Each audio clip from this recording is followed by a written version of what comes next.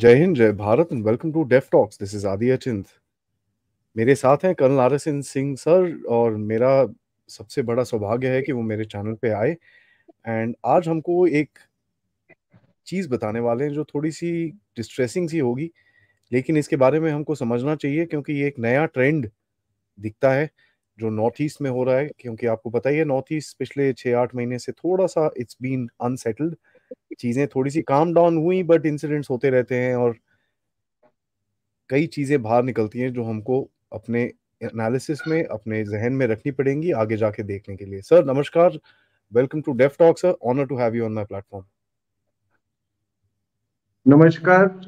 आपके viewers, deaf talks के viewers को मेरा नमस्कार। और मेरा भी सौभाग्य था कि जयपुर डायलॉग्स के दौरान आप हमारा जो सेशन था उसको आप चेयर कर रहे थे, और बड़े बेखूबी से आपने उसको चेयर किया। और बाकी भी आपके मैं कार्यक्रम देखता रहता हूँ। आप लोग बहुत बड़ा योगदान कर रहे हैं देश के सुरक्षा के नजरिए से। और मैं I convey my best wishes. और इसी तरीके से आप लोग गेस्ट को बुलाते रहें, और इस सिलसिले में आपने मुझे बुलाया, बहुत बहुत धन्यवाद। और जिस विषय पे हम आज बात करने वाले हैं, उस विषय की गूंज आज, अभी मैं थोड़ी देर पहले टेलीविजन देख रहा था, तो उसकी गूंज मुझे राज्यसभा में भी दिखाई दी, सुनाई दी। जब एक सांसद ने उठ के, जो चेयरमैन थे, अपने वाइस प्रेसिडेंट साहब, उनसे कहा कि जो समय है, जो लंच ब्रेक है, वो फ्राइडे के दिन शायद बढ़ा दिया जाता है, वो नमाज को लेके। तो कहीं मैं जो बोलने जा रहा हूँ, ये उससे कहीं ये मामला जुड़ा हुआ है। और आज हम बात करेंगे, आदि साहब, अचिन जी, इसके बारे में, जो चुनाव हुए अभी 5 राज्यों में, और उसके साथ मिजोरम का भी चुनाव हुआ था। लेकिन वहाँ कुछ डिस्टर्बिंग, बड़ी चिंताजनक कुछ बातें हुई मिजोरम के चुनाव को लेके। तो आपको मालूम है कि 5 राज्यों में चुनाव हुए, नवंबर में संपन्न हुए। 3 दिसंबर को उन मतगणना थी पांचों जगह पे। और वो 5 राज्य थे आपके, छत्तीसगढ़, मध्य प्रदेश, राजस्थान, तेलंगाना और मिजोरम। तो आपने देखा कि बाद में ये सभी जगहों की मतगणना तो हुई 3 तारीख को, लेकिन चुनाव आयोग ने यह घोषणा की कि मिजोरम के संदर्भ में जो मतगणना होगी वो अगले दिन होगी।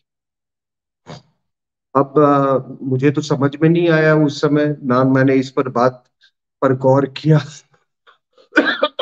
और एक आम भारतीय भी इतना मशगूल था वो चुनाव, और या वो इतना उत्सुक था वो चुनावों को के नतीजों को लेकर, कि इस पर ध्यान नहीं की दिया गया।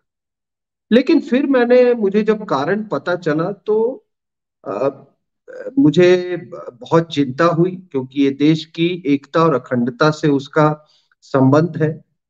और कारण ये बताया गया कि अ, ये संडे का दिन था, और वो जो जो ईसाई मजहब के लोग हैं, उनसे उनसे उनका वो मजहबी मजहबी दिन है। और ये अपने आप में एक बहुत बड़ा संदेश है देश को, और देश की अखंडता और एकता पर एक तरह का प्रहार है। और इसलिए भी क्योंकि मिजोरम स्ट्रैटेजिकली एक बहुत क्रिटिकल स्टेट है। अगर आप नॉर्थ ईस्ट को देखें तो एक बहुत ही ये क्रिटिकल स्टेट है, इसलिए क्योंकि ना तो सिर्फ इसका 404 किलोमीटर बॉर्डर म्यांमार के साथ है, कोई 318 किलोमीटर बॉर्डर बांग्लादेश के साथ भी है। और आपको मालूम है कि किस तरीके से उथल पुथल अभी हो रहा है म्यांमार में। आने वाले दिनों में क्या होगा मैं भी नहीं कह सकता। हालांकि मैं आपको बता दूं, इस देश के साथ मैं डील कर चुका हूँ काफी अरसों तक। और हालत गंभीर गंभीर है, इसमें कोई कोई इसमें शक की बात नहीं है। और वहां पर भी वही तत्व शामिल है। अ, चीन भी सक्रिय है और उससे कहीं ज्यादा सक्रिय अमेरिकन है।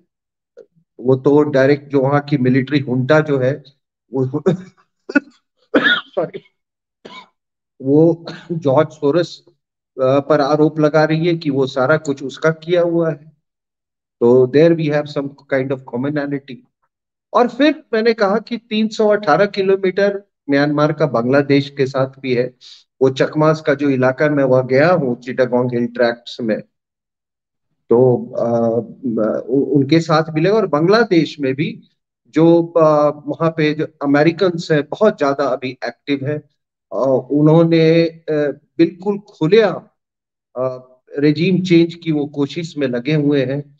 और खालिदा जिया को वहां पे गद्दी पे बैठाना चाहते हैं। और मेरा अपना एक्सपीरियंस रहा है कि खालिदा जिया जब भी गद्दी पे बैठती है, जब उसका राज होता है, तो वो पाकिस्तान आईएसआई का राज होता है।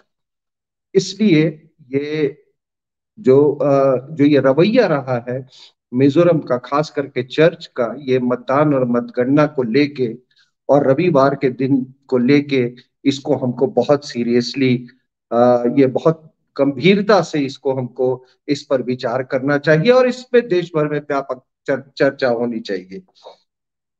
अब हैरानी की बात तो थी कि आखिर जो आप भारत के भीतर बिल्कुल जो केंद्र का इलाका है, the central portion of Bharat, वहां पे 4 राज्यों में चुनाव हुए, नतीजे सुनाए गए थे। तो एक बात तो दिमाग में आती कि आखिर मिजोरम में ऐसा क्या है, व्हाट इज सो स्पेशल, क्या विशेषता है उसमें कि आपने, इलेक्शन कमीशन ने एक उनकी बात मान ली, दबाव में आ गए, किसके दबाव में आए, कैसे आए, क्यों ब्लैकमेल हो गए, मुझे नहीं मालूम। लेकिन शुरुआत में उनका रवैया, जब ये पूरी डिमांड उठाई गई, तो उनका रवैया बिल्कुल सही था। उन्होंने पहले कहा कि हम इसको चुनाव की जो मतगणना है उसका अ, लोगों से तो कुछ लेना देना नहीं है। लेकिन फिर उन्होंने अपने निर्णय को बदला, अ, झुक गए। मैंने जैसा कहा, क्यों झुके, कैसे झुके, मैं इसके बारे में नहीं कह सकता हूं। लेकिन इस निर्णय क्या, अ, अदी साहब, इसका एक बहुत इसका दूरगामी परिणाम होगा। हम्म। अगर हम्म। हम इसी तरीके के अपनी नीतियां बना पर चलेंगे, इस पथ पे चलेंगे, तो इसका दूरगामी परिणाम होंगे। अब अ, अगर आप ऐसे देखें तो अब कुछ विश्लेषक ये जो रिजल्ट्स आए हैं मिजोरम के, उस पर कुछ बड़ी सकारात्मक बातें भी लोग कह रहे हैं। There are any number of very positive assessments.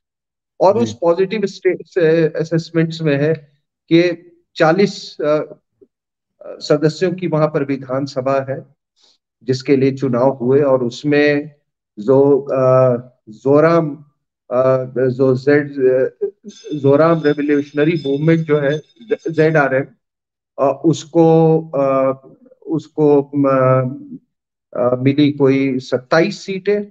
Mizo Mizo national front Mizo national front को मिली, क्योंकि which was the ruling party, उनको मिली 10 सीटें। और कांग्रेस को एक और बीजेपी को 2 सीटें मिली।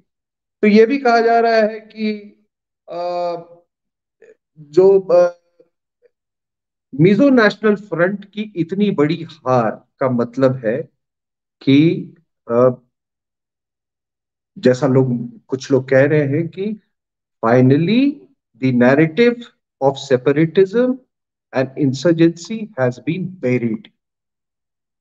यानी कि उग्रवाद और अलगाववाद का जो नैरेटिव था उसको हमेशा के लिए दफना दिया गया है। दूसरी बात लोग ये कह रहे हैं कि एक जनरेशन, एक नई पीढ़ी उठ के आई है, खड़ी हुई है, जिस पीढ़ी ने ये जो सिक्लिकल पावर शेयरिंग था, एमएनएफ मिजो नेशनल फ्रंट और कांग्रेस के बीच में, उसको तोड़ तोड़ दिया। तीसरी बात, लोग कह रहे हैं कि जो ये चीफ मिनिस्टर बने हैं, जो जेडआरएम के मुखिया भी हैं, लालू धोमा, वो एक पूर्व आईपीएस ऑफिसर है और केंद्र में उन्होंने अपनी सेवाएं दी हैं। इंदिरा गांधी के वो सुरक्षा के भी इंचार्ज थे। तो ऐसा लोग कह रहे थे कि क्योंकि उन्होंने केंद्र में अपनी सेवाएं दी हैं और सेंट्रल सर्विसेज के हैं वो, तो इसलिए शायद नेशनल इंटीग्रेशन मिजोरम का बेहतर होगा। ये कुछ सकारात्मक चीजें लोग बता रहे हैं, लेकिन क्या ये सही है? मैं इसलिए कह रहा हूं कि जो जो अगर चर्च का अगर रोल आप देखें, तो चर्च ऐसा लगता है कि एक नए तरह की सेपरेटिज्म की का वो एजेंडा चला रहा है। और इस इलेक्शन के पहले मैं आपको बता दूं, चर्च ने अपना एक कोड ऑफ कंडक्ट जैसे फतवा जारी किया था, और बड़ी अच्छी बातें थे उसमें, मैं ये नहीं कह रहा। उसमें उन्होंने कहा कि लाउड स्पीकर नहीं होने चाहिए, मनी और मसल का इस्तेमाल नहीं होना चाहिए, डोर टू डोर कैंपेन नहीं होना चाहिए, लाउड स्पीकर नहीं होना चाहिए, इत्यादि इत्यादि। इसके लिए उन्होंने, चर्च ने एक मिजोरम पब्लिक फोरम का उन्होंने गठन किया। और ऐसा हुआ कि लोग एमपीएफ पे, यानी मिजोरम पब्लिक फोरम पे, जिसके नुमाइंदे मतलब वो चर्च के नुमाइंदे थे उस फोरम में, उस पे ज्यादा लोग उनको तवज्जो देने लगे। मिजोरम के लोग 87% of them are Christians. 87% population Mizoram की क्रिश्चियंस की। तो वो एमपीएफ को ज्यादा तवज्जो दे रहे थे बनिस्बत की इलेक्शन कमीशन को। तो ये अपने आप में एक बहुत चिंता का विषय है। और अगर कहीं का इलेक्टोरेट इलेक्शन कमीशन को तवज्जो ना देके अपने मजहबी मजहबी ऑर्गेनाइजेशंस को प्रेफरेंस दे, जहां तक कि नेशनल मतलब नेशनल इंस्टीट्यूशंस के तुलना में, तो ये देश की अखंडता के लिए एक बहुत बड़ा खतरा है। और ये हमारा जो सेक्युलरिज्म है उस पर कई सवाल उठाता है। अब उनका कहना था, जैसा कि मैंने कहा, कि क्योंकि वो काउंटिंग संडे के दिन था, तो उन्होंने कहा कि भाई ये तो जो रविवार का दिन है या संडे का दिन है, वो क्रिश्चियन एक्टिविटीज और चर्च के लिए समर्पित है। उन्होंने कहा कि ये हमारा इबादत का दिन है। जब इन्होंने पहले पहले डिमांड दिया और इलेक्शन कमीशन ने एक बड़ा दृढ़ उन्होंने एक पोजीशन लिया था कि हम इसमें कोई गुंजाइश नहीं है, हम अपने निर्णय से हम नहीं हटेंगे। तब एक डेलीगेशन, जो कि एनजीओ कोऑर्डिनेशन कमेटी, वो भी चर्च द्वारा ही फ्लोटेड है, वो दिल्ली पहुंच गई। वहां पर आके इन्होंने प्रेशर डालना शुरू किया। और ये पहले भी मार्च में इन्होंने एक ये जो एनजीओ कोऑर्डिनेशन कमेटी है, उन्होंने ये मांग रखी थी कि रविवार को ना तो चुनाव होना चाहिए और ना ही मतगणना होनी चाहिए। कहा कि मतलब ये क्रिश्चियन भावनाओं से जुड़ी हुई है।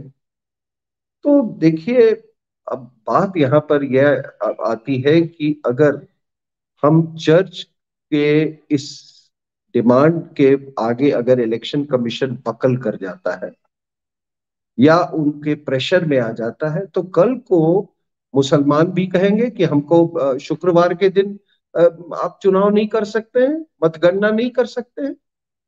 कोई फेथ है, कोई दूसरा फेथ कल को खड़ा हो जाएगा, कल कोई और रिलीजियस सेगमेंट खड़ा हो जाएगा, सेगमेंट या सेक्ट। तो इसका आखिर इसका अंत अंत क्या होगा? तो ये देखिए, प्रजातंत्र जो है वो अ, राष्ट्र निर्माण का एक व्हीकल है। Democracy is a vehicle to nation building.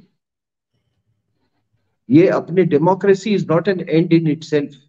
हमने प्रजातांत्रिक प्रणाली इसलिए अपनाई है ताकि सुदृढ़ रूप से भारत के राष्ट्र का निर्माण हो। संविधान का भी अगर सोल जो है, जो आत्मा है, उसकी आत्मा में भी यही है कि democracy is a vehicle to nation building. प्रजातंत्र निर्माण मतलब कि राष्ट्र निर्माण का एक एक व्हीकल है, और उसकी बुनियाद में इलेक्शंस है। जो elections form the basis of democracy. और अगर इस प्रक्रिया में, डेमोक्रेटिक प्रजातांत्रिक प्रक्रिया में, अगर चर्च और या कोई और मजहबी संगठन इस पर हावी हो जाए और चुनाव और मतगणना की पूरी प्रोसेस को तय करने लगे, तो ये देश के लिए एक बहुत बड़ा खतरा है, और एक ये नए अलगाववाद को ये जन्म देगी, जिसका जिसका जो ब्लेम है वो सीधा का सीधा चर्च ऑर्गेनाइजेशंस को जाएगा। और जहां तक धर्म निरपेक्षता का सवाल है, तो हमने मिजोरम में, आपको मैं बता दूं एक बात कि पिछली जो एमएनएफ सरकार थी, यूं तो वो एनडीए में शामिल थी, लेकिन उन्होंने कभी भी इस बात को, उन पर काफी दबाव डाला गया था कि भाई आप बीजेपी के भी पिछले बार की एक सीट थी बीजेपी की, कि हम्म। आप हमारे नुमाइंदे को भी आप अपने कैबिनेट में शामिल कीजिए। उन्होंने कुछ इस तरह उस तरह करके उसको वो टालते चले गए। क्यों? Because they did not want to dilute their Christian identity. और मैं आपको एक और बात बता दूं कि जब सेक्युलरिज्म की बात हो रही है, धर्मनिरपेक्षता की, जिसकी चर्चा आजकल बहुत व्यापक रूप पॉपुलर है। से हो रही है देश में, तो वहां पे आप देखिए, ये कोई 11 लाख पॉपुलेशन है। मैं 2011 सेंसस की बात कर रहा हूँ, जिसमें 1 लाख चकमास है, और चकमास को इन्होंने कभी इंटीग्रेट नहीं किया। बांग्लादेश के बाद सबसे बड़े पॉपुलेशन चकमास का मिजोरम में है। मिजोरम। और ये चकमास, ये आपको मालूम है, आपको ये बौद्ध धर्म को मानने वाले, बौद्ध मजहब को मानने वाले ये लोग हैं। यहाँ तक कि एक बार 92 में ये मिजोस ने एक कोई 300 गांवों को में आग लगा दिया था। ये 1992 की बात मैं कर रहा हूँ। और लेकिन जब चिन्स की बात आती है, सब एक है। जब कुकीज की बात आती है तो सब एक है, उसमें चर्च भी एक है, सारे पॉलिटिकल पार्टीज भी एक है, सभी एक है। Against the policies of the government, जी। इन्होंने चीन, जो म्यांमार से चिन्स आए हुए हैं, 45,000 को इन्होंने शरण दी। और आपको मालूम है कि ये पूरी आगजनी और हिंसा जो मणिपुर में हुई थी, उसमें भी एक चर्च का बहुत बड़ा रोल था। तो लोग कुछ भी कह लें, लेकिन नहीं नहीं। बहुत और कई कारण हो सकते हैं मणिपुर की हिंसा का, लेकिन उसमें मजहब एक बहुत बड़ा कारण था। पैसे तो केरला से आए उसमें थे सर सारे। जी जी जी जी जी। तो उस मामले में सभी एक है। तो हम देखते हैं कि आप जिस सेक्युलरिज्म की बात कर रहे हैं, वो तो हमको वहां देखने को नहीं मिल रही है। और यही नहीं, मैं आपको बता दूं कि ये तो आप, हम चुनाव की बात कर रहे हैं, वहां की समाज, वहां की सरकार की नीतियों पर चर्च का बहुत बड़ा बहुत बड़ा उनका, मतलब यूं कहें, जिसको अंग्रेजी में कहते हैं डिसाइसिव रोल, डिसाइसिव से, हम्म। बिल्कुल निर्णायक भूमिका है। उदाहरण के तौर पे वहां पर एक बार कुछ ये जो प्रीस्ट थे उन्होंने चर्च के जो नुमाइंदे थे उन्होंने उनको ये सूझाई कि यहाँ पे प्रोहिबिशन होना चाहिए। तो उन्होंने सरकार को उन्होंने मजबूर कर दिया प्रोहिबिशन करने को। और उसका रिजल्ट क्या हुआ, उसका कॉन्सिक्वेंस क्या हुआ कि लोग ड्रग्स की तरफ ज्यादा जी। जाने लगे।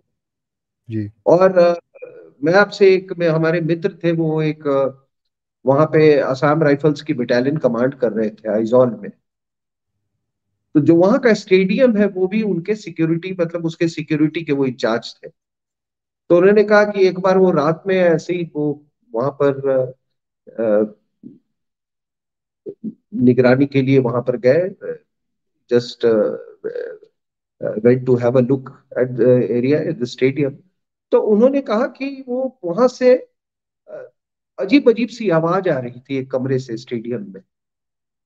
तो ये उन्होंने कहा कि मैंने देखा कि कोई 8-10 लड़कियां एक साथ एक लाइन में किसी ने खड़ा किया हुआ है, और पीछे से एक बंदा एक ही इंजेक्शन से उनको इंजेक्शन दे रहा है।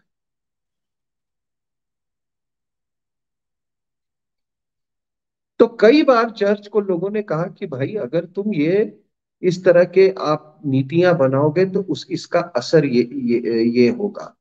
और इसमें कोई शक की बात नहीं है कि अ, जो गोल्डन ट्रायंगल है, वो लाओस थाईलैंड और वो म्यांमार वाला जो गोल्डन ट्रायंगल है जहाँ पे ये नारकोटिक्स बनते हैं, हेरोइन का प्रोडक्शन होता है, गोल्डन ट्रायंगल का बहुत बड़ा असर अभी भारत में ये देखने को मिल रहा है। जी। और अ, असर इतना है कि चर्च के देख रेख में, you will be surprise I am making, मैं एक बहुत गंभीर आरोप लगा रहा हूं कि मणिपुर में चर्च के संरक्षण में ओपीएम का कल्टीवेशन हो रहा है। और वहां नहीं, वही नहीं, केवल नहीं, झारखंड में भी, वाह। झारखंड में। तो ये ज्यादा मैं इसके डिटेल में मैं नहीं जाना चाहता। मैंने आपको एक उदाहरण दिया कि अगर आप इस तरीके से सप्ताह के दिन अगर आप मजहब के नाम पे समर्पित करते जाएं, और आप संविधान की जो बुनियादी प्रक्रिया है यानी कि चुनाव और उसके नतीजे, उस पर अगर आप प्रहार करें तो ये समझिए कि ये एक बिल्कुल ये अलगाववाद का एक एक अलग तरीका है ये। और इस पर सबको गौर करना चाहिए। जी। जैसा कि मैंने कहा कि कल को तो कोई कोई मजहब, कोई सेक्ट कल को खड़ा हो जाएगा, और अगर हम इसी तरीके से सप्ताह का हर एक दूसरा दिन हम दूसरे को समर्पित, किसी मजहब को समर्पित करते जाए, तो आप देखेंगे फिर तो सप्ताह में कोई दिन ही नहीं बच जाएंगे हमारे लिए। सबके अपने अपने दिन होंगे। और ये बात मैंने मैंने कहा कि इतना ज्यादा अब लोगों में उत्सुकता थी, उतने उत्साह थी ये चुनाव को लेके, कि शायद ये हमारे जहन में इसके कारण अ, लोग ढूंढने की कोशिश नहीं की कि आखिर क्यों मिजोरम का बाकी प्रदेशों से अलग दिन उनका मतगणना हुई। लेकिन कारण मैंने आपको बता दिया। और ये एक बहुत गंभीर मामला है। और खास करके जो म्यांमार और बांग्लादेश और मणिपुर में हुआ, if you take all these three into account, then इसकी इनॉर्मिटी जो है, इसकी जो सीरियसनेस है, और बढ़ जाती है। And Mizoram is a very very strategically very critical state, very critical state. यहाँ पर आज आप वो भी है देख ना रहे हैं सर, कि जो जी, म्यांमार से म्यांमार कई जो, रिकवरी। जी, म्यांमार आर्म फोर्सेस पर्सनल वहां पर उन्होंने रेफ्यूज लिया यहाँ पे आके। चिन्ह तो आ ही रहे हैं। और चकमास के खिलाफ तो ये है, मैं फिर से ये बात दोहराता, चकमास के, ये कहते चकमास को हम वो करेंगे। And that is why, because ये अपने आप को एक अम्ब्रेला मानते हैं। ये हम्म। जितने क्रिश्चियन जो पॉपुलेशन है, उसको ये चर्च अपना अम्ब्रेला मानता है। चाहे वो म्यांमार में हो, चाहे वो मणिपुर में हो, या कहीं। तो ये चकमास के खिलाफ इनका जो भी रवैया हो, but that is why, because they consider themselves to be an umbrella organization, इसीलिए ये सीएए के ये लोग खिलाफ है। Very because important sir. इसीलिए ये सीए के खिलाफ है, यूनिफॉर्म सिविल कोड के खिलाफ है ये लोग। हम्म। हम्म। और आखिरी में आप अगर बताइए, अगर चर्च के अलावा कोई दूसरा संगठन, कोई हम्म। हिंदू संगठन अगर इस तरह का इस तरह का प्रभाव रखे चुनावी प्रक्रिया में, या हमारे संविधान पर इस तरह का एक प्रहार करे, तो उसके बारे में मतलब फिर लोगों का, सरकार का क्या क्या रवैया होगा और लोगों का क्या रवैया होगा। ये खास करके जो हमारे लिबरेंडो जो है यहाँ। तो मैं अपनी बात यहीं पे खत्म करता हूँ। अगर आपके कुछ सवाल है, आप कुछ ऐड करना चाहते हैं, तो वी कैन डिस्कस इट। आपके लास्ट पॉइंट में सर, आपको पता ही है आरएसएस को तो सीधा टेररिस्ट ऑर्गेनाइजेशन बोलते हैं वो लोग, तो बाकी तो और क्या ही बोलें। आई मीन, जैसे ही आरएसएस का कहीं नाम आता है तो जो लिबरांडू जितने भी दुनिया में कितने भी न्यूज़पेपर्स हैं, वो Hindu nationalist party, Hindu nationalist this thing, Hindu nationalist that, तो वो नैरेटिव तो है ही है, और ये सारा वो होता है सर। बट मेघालय से सॉरी, मिजोरम से मेरे को एक चीज पूछना है आपको, बिकॉज इसका कनेक्ट बांग्लादेश एंड म्यांमार से है।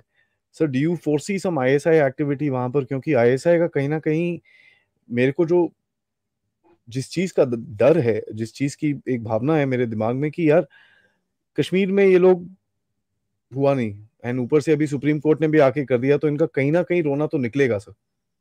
आपके हिसाब में ये लोग इस तरफ नॉर्थ ईस्ट की तरफ जाएंगे कि, क्योंकि खालिस्तान भी जो भी कह लीजिए वो फुस हो गया, वो चला नहीं इनसे। एटलीस्ट भारत के अंदर वो एक आधे छह सात बंदे उठ के कल परसों में किसी ने नारे नूरे लगाए हैं, बट वो इट डजंट, वो उनको ग्राउंड लेवल स्वेल नहीं मिल रहा है। यहाँ पर इजी रहेगा क्योंकि ड्रग्स का जैसे आपने बताया, तो how do you think Pakistan will react to this sir? नहीं, देखिए ऐसा है कि मैं जब अमेरिका और बांग्लादेश की बात कर रहा हूँ, तो वहां पे अमेरिकन्स का डूबियस रोल अपने पूरी चरम सीमा पे है। अमेरिकन एम्बेसडर जो है वहां पे, वो उन्होंने शेख हसीना को कहा कि आप खालिदा जिया से के साथ क्यों नहीं बैठ के बातचीत कर लेती हैं, आपस में आप लोग क्यों नहीं अपनी जो समस्या है सुलझा लेते हैं। तो खालिदा जिया ने एक बड़ा अच्छा जवाब दिया। उन्होंने कहा कि आप बाइडेन और ट्रंप को क्यों नहीं बैठा के उन पे समझौता करवा देते हो। दूसरी बात कि क्योंकि बे ऑफ बंगाल को लेके बहुत इंपॉर्टेंट है, ये चाइना के लिए भी इंपॉर्टेंट है, बांग्लादेश अमेरिका के लिए भी बहुत इंपॉर्टेंट है। तो इसलिए चाइनीज भी वहां बहुत एक्टिव है।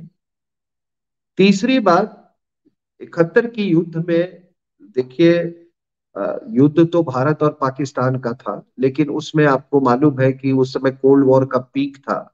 तो उसमें सोवियत यूनियन और अमेरिका का भी बहुत बड़ा हाथ था। और इन सबको मालूम है कि अ, उस समय सोवियत कैंप में, आई आई डेयर से, कि सोवियत कैंप में मुजीबुर रहमान भी थे,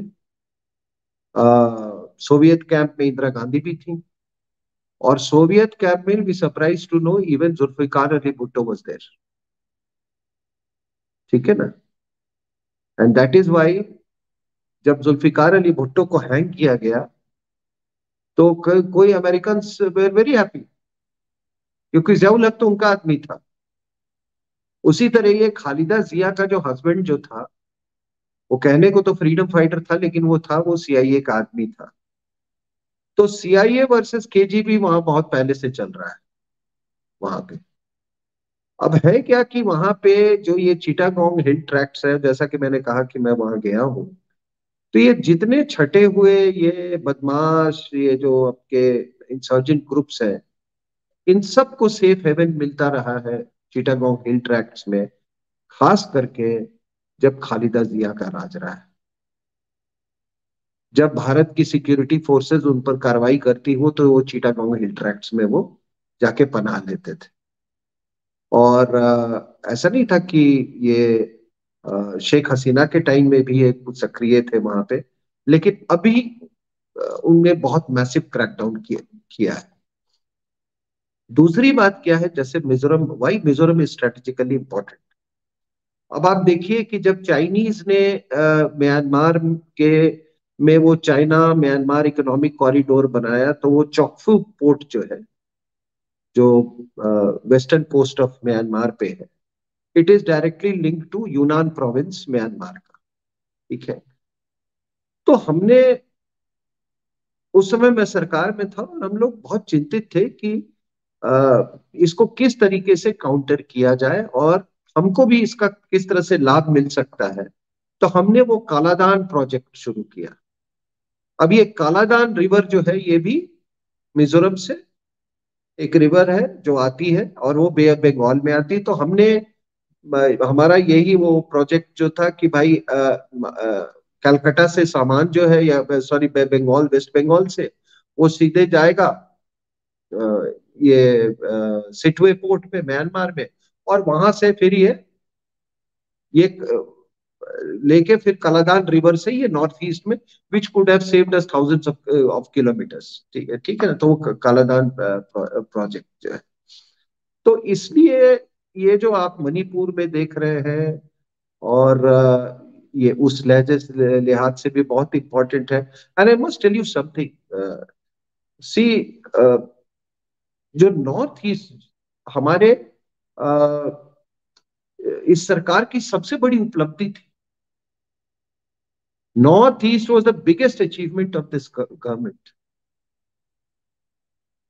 मैं गुवाहाटी गया था कुछ एक दो साल पहले। तो वहां मुझे एक सज्जन आए, और वो बिजनेसमैन थे, and he was in the business of erecting these transmission towers. तो उन्होंने मुझे कहा कि मैंने नागालैंड में सारे टावर्स लगाए, तो मुझसे किसी ने फिरौती नहीं मांगी, which was actually I was shocked. तो north east there was good news from everywhere in the north east. सभी जगह से अच्छी खबरें आ रही थी। पता नहीं किसी की नजर लग गई और किसी ने जानबूझ के ये आपके मणिपुर को करवाया। मेरा और यही ये सवाल अगर है सर आपसे। टेंडेंसी, जी, मेरा यही सवाल था एक्चुअली, लास्ट का आप ले रहे हैं उसमें, इफ यू डोंट माइंड मैं ऐड कर दूं सर। ये आपने हाँ, कालादान प्रोजेक्ट बताया सर, आपने एक और चीज थोड़ा सा, if you can give me a little insight into that, जो कोलकाता थाईलैंड हाईवे भी बन रहा है, जो ऑलमोस्ट 70-80% कंप्लीट है, जो सदर्न म्यांमार से होके थाईलैंड की तरफ जाएगा। एंड वो भी मणिपुर के थ्रू मोरे में से निकलने वाला था, और मोरे में आपको पता ही है that's a main junction point and all that. तो सर इंटरनेशनल पास के हिसाब में आप क्या देखते हैं, क्योंकि सोरोस तो पता ही है, बट दैट्स वो तो खुल ही गया है, but how do you look at US and other deep state पास इन आपको दिस एरिया? आपको मैं, देखिए, मैं इसको इस तरीके से, वेरी इंटरेस्टिंग एक्चुअली आपने ये किया कि पहले हमारा लुक लुक ईस्ट पॉलिसी था। ठीक है ना। This look east policy was initiated sometime in early 1990s। ठीक है। या मिड 1990s में। बाद में उसको मोदी गवर्नमेंट ने एक्ट ईस्ट पॉलिसी किया। और वो जिस आप हाईवे की जो बात कर रहे हैं, trilateral highway, India Myanmar Thailand वाले ट्राइलेटरल हाईवे, इनफैक्ट मुझे बड़ी इच्छा है उस हाईवे पे जाने की। ठीक है ना। That's a good route to go right up till Singapore, समझे कि नहीं, एंड अदर कंट्रीज। तो वो एक गेम चेंजर था। ये एक्ट ईस्ट पॉलिसी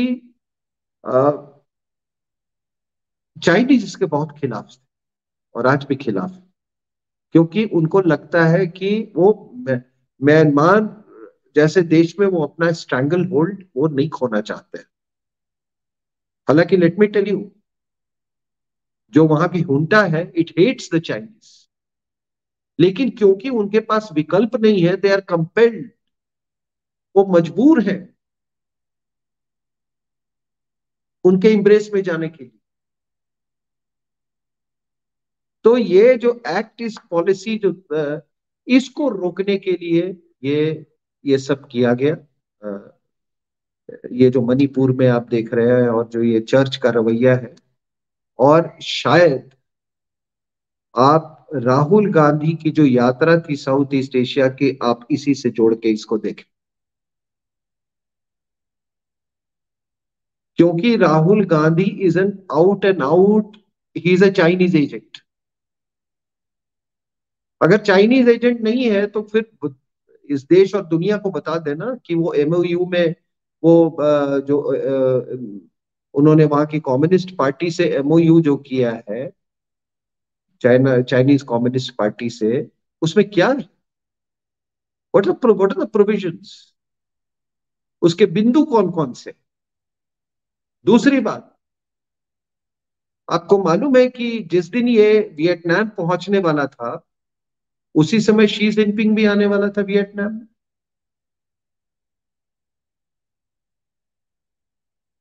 तो ये एक तरह का एक आप इसको एक बड़ा अजीबोगरीब अभी जियो पॉलिटिक्स हमारे यहाँ चल रहा है, जब हमारे यहाँ पॉलिटिकल पार्टीज, राजनीतिक पार्टियां ही लिवरेज हो गई हैं बाहरी ताकतों के।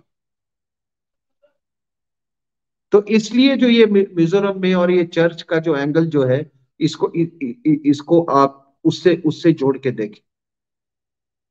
और ये सब इतिहास के शिकार हैं। 18th सेंचुरी में एक अनिरम जटसन नाम का आदमी था, वो अमेरिकन था, वो आया वहां पे, उसने सिंगल हैंडेडली इन लोग को कन्वर्ट किया। और यही नहीं किया, म्यांमार में भी सबको कन्वर्ट किया उसने, कचिन्स को किया, चिन्स को किया, या मिजोस को किया। तो इसीलिए इनका वो भी एफिनिटी बहुत ज्यादा है, करेंस तक को उसने किया। इसलिए चर्च चर्च को उसकी अपनी औकात दिखानी बहुत जरूरी है, if you want an enduring peace in the north east, और अगर आप नेशनल इंटीग्रेशन चाहते हैं नॉर्थ ईस्ट का। वरना चर्च जो है वो क्रॉस पर्पसेस पे काम कर रहा है, मैंने आपको जैसे उदाहरण दे दिया।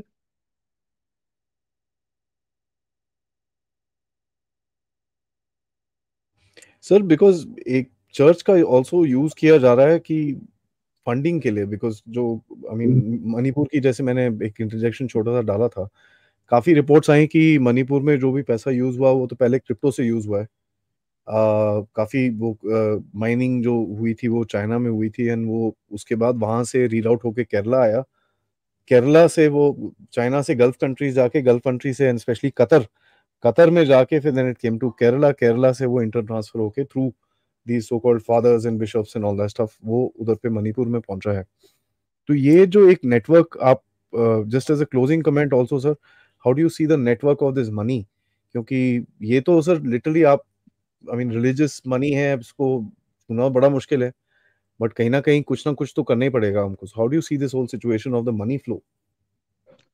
देखिए, ऐसा है कि अभी शायद ये चर्च ऑफ, कल या परसों का न्यूज है, ये चर्च ऑफ नॉर्थ इंडिया का शायद एफ सी आर ए जो था वो इन्होंने वो एफसीआरए ब्लॉक कर कैंसिल दिया किया, है। हाँ, दैट्स व्हाई। कैंसिल किया है हाँ, उसको उसको ब्लॉक किया है। लेकिन मेरा अपना ये मानना है कि फंड्स के मामले में दे आर सेल्फ सफिशिएंट। और ये जब से इन्होंने ओपीएम में इंडल्ज करने लगा है चर्च, ठीक है ना, ओपीएम कल्टीवेशन में, इनको शायद मेरे ख्याल से इनको पैसे की कमी नहीं है, और उसी पैसे से ये कन्वर्जन का ये पूरी प्रोसेस चलाते हैं ये। लेकिन इसमें एक सबसे बड़ी बात मैं आपको बता दूं कि अगर आप यूरोप देख लें, तो Christianity is as good as dead in Europe. Yup, समझे कि नहीं? यूरोप अमेरिका पूरा, यस सर। हाँ, क्रिश्चियनिटी इज डेड, ये संडे फंडे ये सब, ये जो नखड़े हैं ना, ये केवल it is in your part of the subcontinent. Yeah, yeah. ठीक है ना? ये हमारे मतलब our part of the world है। इस्लामिक कंट्रीज में तो इनको घुसने नहीं देते हैं। इनको कहीं पाकिस्तान हो का या कोई इस्लामिक कंट्री हो, वहां से इनको तो मार के भगा दिया जाता है। सो इंडिया बहुत सॉफ्ट टारगेट है इसके लिए, तो यहाँ पर इनके बहुत सारे नखरे हैं। संडे है जी तो ईस्टर है जी तो वो है जी। अच्छा, मैं you ask for postponement of dates saying that it is Christmas, Holi है, अ, ठीक ईद है, है, मैं फेयर मान इनफ। सकता हूँ। Fair enough. ठीक है, लेकिन आप अगर इस तरह से आप कहें कि रविवार का दिन, तो ये पूरे जो इवेंजलिज्म का सबसे बड़ा फोकस वो हिंदुस्तान पर है। और हम लोग इस, और यही नहीं है, since it is always to interact, आप जब मुझसे बात करते हो तो मुझे कुछ कुछ चीजें और मेरे जहन में आती है, आपको मैं बता दूं। It is not just a question of conversion and whatever other issues that I touched upon. आप देखिए इन लोगों ने, आपको मालूम है Manipur is sitting on huge oil reserves. जी। और वहां पे ये चर्च वालों ने, मतलब all these NGOs which are basically जिनका चर्च के साथ बहुत स्ट्रॉन्ग लिंकेजेस है, उन लोगों ने, मुझे याद है कि एक बार they have come out with a program called extractive extractive उसको क्या बोलते हैं, आंदोलन टाइप का, जिसको नॉट रिवोल्यूशन, एक्सट्रैक्टिव प्रोटेस्ट के में मतलब वो स्पेशलाइज करते हैं कि आप अगर मिनरल्स एक्सट्रैक्ट कर रहे हैं तो उसके खिलाफ आंदोलन चलाना, उसको उसको कैसे रोकना है। तो उसमें एक वहां पे कोई जुबली करके कोई फर्म है जो कि वहां पे वो उसमें लगी हुई थी, मणिपुर में ऑयल प्रोस्पेक्टिंग कर रही थी। तो ये लोग क्या करते थे कि, हाँ, it is called extractive activism. ठीक है, तो वहां ये लोग आके इनको ट्रेनिंग देते थे कि किस तरीके से इसको रोकना है। So the Indian government got wiser और इनको they put a ban on them. इन्होंने मालूम है क्या किया, इनको पैसे भेजे और थाईलैंड, उनको दे फ्लू टू थाईलैंड, और थाईलैंड में जाके फिर इनकी ट्रेनिंग दी। शीश। दूसरी बात, आपको मालूम है कि Meghalaya is sitting on one of the best uranium deposits, और चर्च ने वहां पर एक छटाक भी आपको यूरेनियम नहीं लेने दिया है वहां। केरला में सर, वो कुडम्बकम हाँ, पोर्ट के लिए वही। यू सॉ दैट, आपने तो देखा। तो ये चर्च का ये इसको क्या आप सेक्युलरिज्म बोलेंगे? तो एक्सट्रैक्टिव एक्टिविज्म, ये डेमोक्रेसी का असॉल्ट ये कर रहे हैं, ओपीएम का कल्टीवेशन ये करवा रहे हैं, तो फिर बचा क्या? और ये मैं फिर से कह रहा हूं कि Christianity is dead as far as Europe is concern. और डेड ऐसे नहीं हुआ है, बिकॉज जब ये प्रोटेस्टेंट्स और कैथोलिक्स का ये हुआ, तो प्रोटेस्टेंटिज्म किस हिस्से हुआ? There may be other political issues, one of the reason was because Christianity could not stand to the scrutiny of science.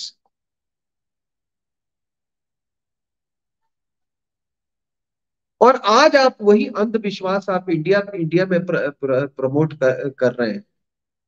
और यही नहीं तो सबसे बड़ी तो चर्च की, आपको एक और बात बता दूं, now that you have drawn me into this conversation, a friend of mine, his brother was the chief minister of Arunachal. ठीक है, इज नो मोर। तो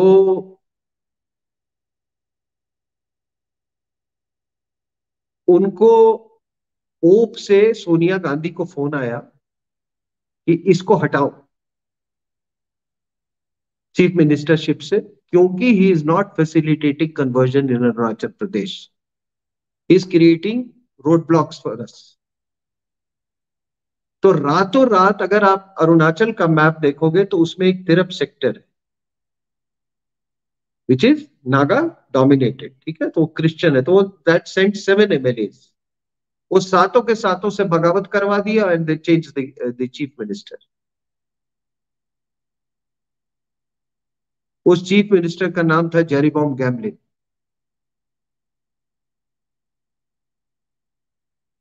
तो ये this is the role of the church.